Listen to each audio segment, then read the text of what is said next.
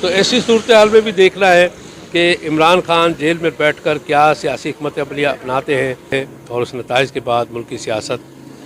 کس ڈگر پر جائے گی اور حکومت کون بنائے گا اور اس حکومت کا مستقبل کیا ہوگا۔ تو آپ نے دیکھا کہ اس وقت آزاد امیدوار بڑی تعداد میں کامیاب ہوئے ہیں قومی اسمبلی میں۔ اب موجودہ حالات میں ظاہر آزاد امیدوار جو ہے وہ نمایاں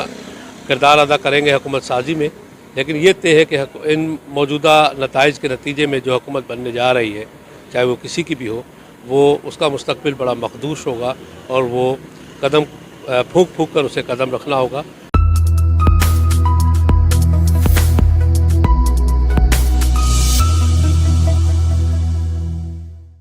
جی، میں ہوں قاضی سبی اللہ، آپ دیکھ رہے ہیں سیاسی پوائنٹ ڈیجیٹل۔ آپ نے ہمارے چینل کو اگر سبسکرائب نہیں کیا ہے تو پلیز کر لیجئے۔ تو آج ہم بات کر رہے ہیں کہ 2024 کے عام انتخابات ہیں اور اس کے نتائج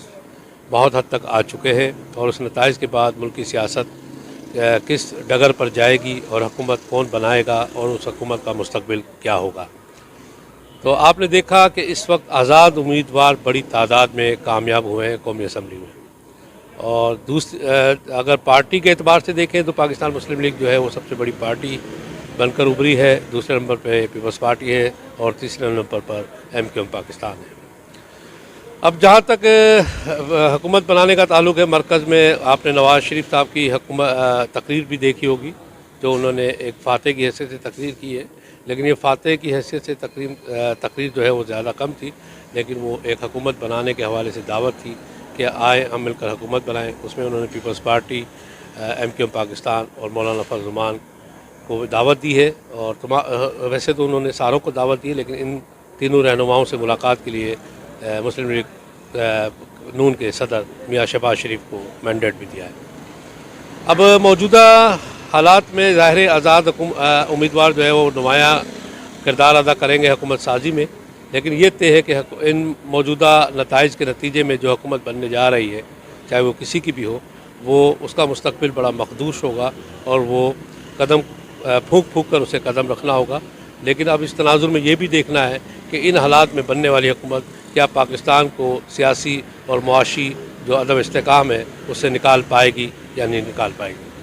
اب پاکستانی سیاست کس بحران سے دوچار ہے یہ ہم اور آپ سب جانتے ہیں، لیکن مسئلہ یہ ہے کہ حکومت تو ہونی ہے، اور یہ بات بھی ٹھیک ہے جیسا کہ سابق وزیر اعظم نواز شریف نے اپنی تقریر میں کہا کہ پاکستان ریاست جو ہے وہ بار بار انتخابات کرانے کی متحمل نہیں ہو سکتی۔ تو لہٰذا موجودہ حالات میں جو بھی جس طرح کے بھی نتائج ہیں، اس نتائج میں ہی اور ان انتخابات کے نتیجے میں ہی ایک نئی حکومت بننی چاہیے، اور امید کرنی چاہیے کہ وہ 5 سال تک جو ہے قائم رہے۔ اب ایسے میں ہم نے دیکھا کہ 2013 کے انتخابات اور کے بعد 2018 کے انتخابات میں جہاں MQM پاکستان کو دیوار سے لگا دیا گیا تھا، اس کا دوبارہ سے جو نشست ثانیہ ہوا ہے کراچی کے اندر، اور اب تک وہ جو ہے قومی اسمبلی کی 12 نشستیں اب تک کا جو رزلٹ ہے وہ لے چکی ہے، اور 20 کے قریب وہ صوبائی اسمبلی کی سیٹیں بھی اب تک لے چکی ہے۔ اس میں 1-2 کا اضافہ مزید ہوگا۔ تو لہٰذا موجودہ حکومت مرکز میں جو بھی حکومت بنے گی اس کا MQM کا کردار بہت ہوگا۔ جہاں تک صوبوں کی بات ہے، پنجاب میں مسلم لیگ نون جو ہے وہ سب سے آگے ہے، اور دوسرے نمبر پہ آزاد امیدوار ہے، اور تیسرے نمبر پہ وہاں پیپلز پارٹی ہے۔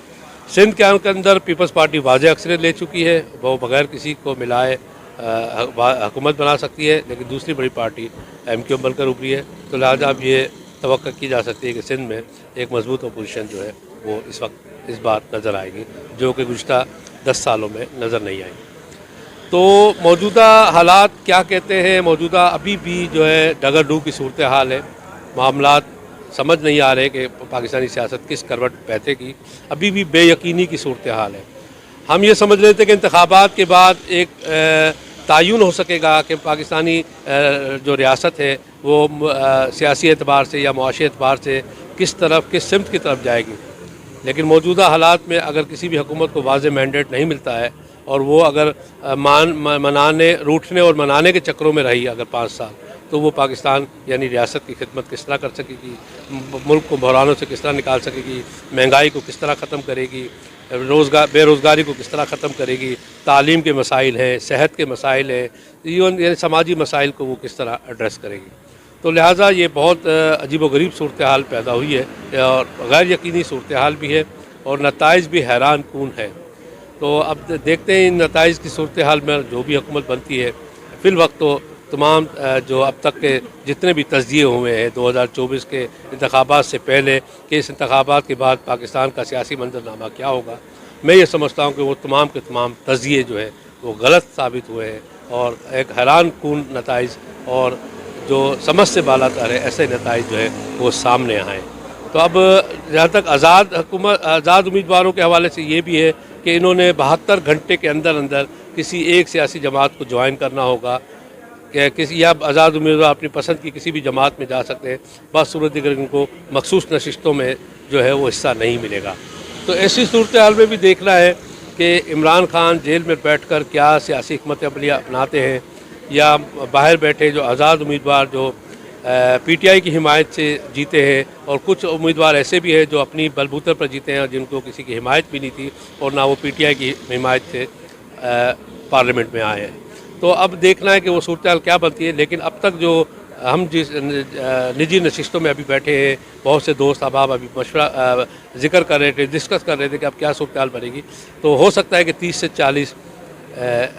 جو ہے جیتنے والے ایم این ایز ایسے ہو سکتے ہیں جو کسی بھی بڑی سیاسی جماعت کو جوائن کر سکتے ہیں۔ وہ پیپلز پارٹی بھی ہو سکتی ہے، نون لیگ بھی ہو سکتی ہے۔ سیاسی پوائنٹ کو سبسکرائب کیجئے اور لائک کیجئے اور گھنٹی بجانا نہ بھولیے تاکہ آپ کو ہماری نئی ویڈیوز کا نوٹیفیکیشن ملتا رہے۔